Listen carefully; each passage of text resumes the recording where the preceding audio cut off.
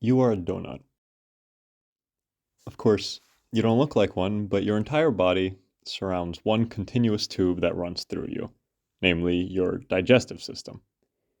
You weren't always a donut, though, and only 2 weeks after you were conceived, your entire body was one big, holeless mass of cells. Somehow, evolution found a way to make you go from this holeless donut that you once were to this holed donut that you are today. This is an example of a topological change in biology. You went from no hole to whole. But of course, the process is much more elaborate than is depicted here.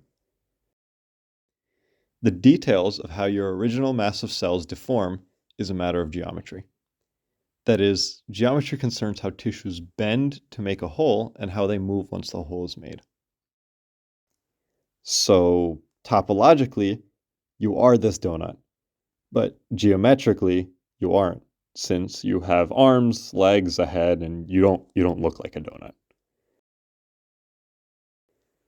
We see masses and sheets of cells deforming all over the place in biology. By studying these changes in other places, we could say something fundamental about the geometries of living systems. Now, I don't study humans, but I'm interested in a different organism called Koinika flexa, which forms a raft of cells in the ocean as this hemispherical sheet. On one side, C. flexa has motors called flagella, which allow it to swim. But the raft is really bad at swimming when it's in this state. When C. flexa goes into the dark, though, it inverts. Experimentally, we know that C. flexa is much better at swimming when it's in this state. So it's able to swim towards a light region where it has access to food again.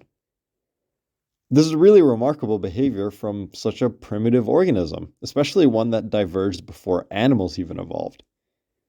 The fact that these geometric physical changes with functional effects have emerged independently of animals suggests that geometry is a useful tool for all living things. That is the question that my research is after, whether I'm studying humans, choanoflagellates, or donuts.